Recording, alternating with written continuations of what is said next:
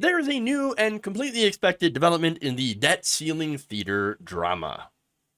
That drama, of course, along with the debt ceiling, is completely made up, BS, and meant to usher in horrible austerity policies in the name of avoiding catastrophic default on our debt, which would never happen because if it did, the stock market would tank, taking the vast majority of Congress members' stock portfolios with it.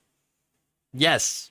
Yet you remember, there's a lot of people, a majority in Congress, that have investments in the stock market that would be wiped out completely if the U.S. were to default on its debt, meaning that it would never happen, ever. That said, it is a useful vehicle for inflicting, punishing austerity measures on average working class people, which is exactly what they're doing.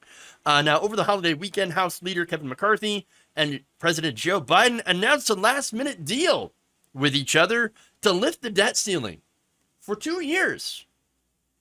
Ooh. That is, of course, until after the next presidential election. No dollar figure at all tied to it, just 2 years. 2 years.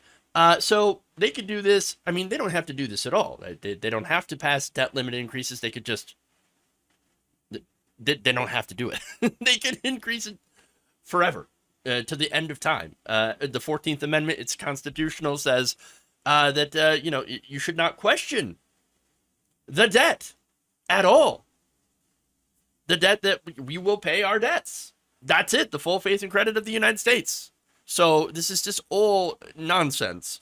But anyway, in this deal, the agreement keeps non-defense spending completely flat for the next year. So if you were hoping for, increased help from the government to offset things like greedflation, then you're SOL. You're not going to get any help.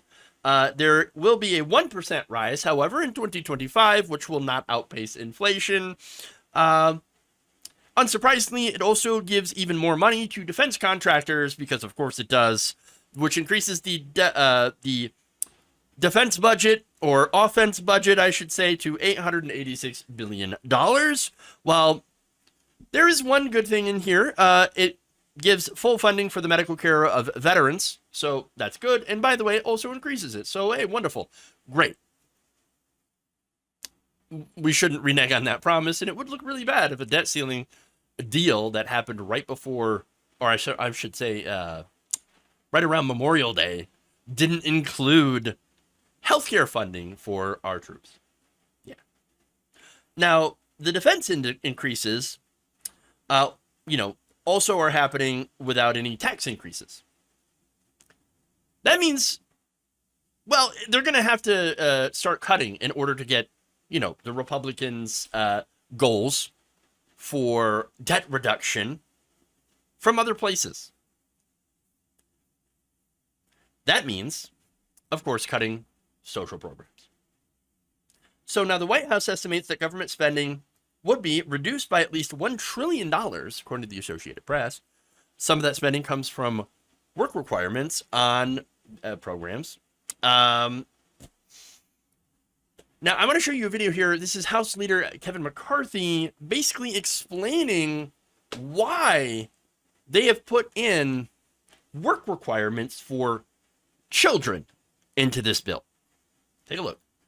In this family, we may have a child that able-bodied, not married, no kids, but he's sitting on the couch collecting welfare. We're going to put work requirements on that individual, so he's going to have work requirements. He's going to get a job, and it's going to make the life easier. Yeah. We may have a child able-bodied, sorry, and this child, we're gonna have that child get a job. Wait, what? What is he talking about? Well, he's talking about sending poor children to work. Children that are in poor families that are receiving assistance will go to work. I'm not kidding here. I'm not kidding. That's exactly what they're doing. Again, They want to fill positions in fast food, and they want to fill positions in meat packing. That is what they're doing 100%. Now, look, this entire thing is not about reducing any spending. No, work requirements in reality would make the tiniest little dent in the amount of overall federal spending, while having absolutely no impact on long-term employment outcome. So putting all these work requirements in for, again, able-bodied adults, and apparently now children involved, wouldn't really do anything to address the debt, because it's not the main driver of debt. The main driver of the debt is a military-industrial complex, defense spending, and giant, massive tax cuts for rich people. Now, the changes, though, would apply to Medicaid, the SNAP program, and the Temporary Assistance for Needy Families program, formerly known as welfare. The new rules would deny benefits to some childless adults without disabilities unless they work, volunteer, or enroll in training for at least 20 hours per week. Now, the thing is, SNAP and TANF already have work requirements along those lines, but Republicans would make them more strict, of course. But again, it's not about that. It is about sending poor children into the workforce. As outlined by the lever, McCarthy's work requirement proposal comes straight from the Foundation for Government Accountability, a conservative think tank that has helped secretly draft several state bills to roll back child labor laws. Wait, what? One such bill in Iowa would allow 14-year-olds to perform non-incidental work in meat freezers and 15-year-olds to perform light assembly work as long as the assembly is not performed on machines or in an area with machines, according to NBC News. The bill, which has not been yet signed by the governor of Iowa, appears to violate federal labor laws, according to Labor Department officials. 1 week before Republicans released their current debt ceiling proposal, the FGA released new polling in favor of these work requirements. More than 70% of likely voters support expanded work requirements for cash welfare benefits and food stamps, as well as new work requirements for Medicaid. The following week, McCarthy proposed expanding those work requirements and imposing new work requirements on Medicaid in his debt ceiling package. So this, again, if you're a part of this family, part of a family who has a 15-year-old or 16-year-old child in these states that now say, go ahead and do labor laws. Roll back them labor laws. It's fine. Apparently, in order to get benefits, that child has to be working for your family to get food stamps, or else they cannot. Wow. Well, as far as I understand it, now the organization, by the way, that I mentioned is, what was it? The FGA is unsurprisingly backed by wealthy corporate interests, wealthy donors. Now, their aim is twofold. They don't want to see their taxes go up, obviously, because they never do. And secondly, they want to lower wages. They want to drive wages down. And they say that they're having a very difficult time filling some of these, lower wage jobs. And instead of raising wages and having better work requirements, their solution has been to bring the children into the workplace so they can legally pay them less than adults. And since, of course, they will also create more competition for those jobs, as, there will be, it's not happening now, but there will at some point be a shrinking labor market. There will be more competition for these jobs.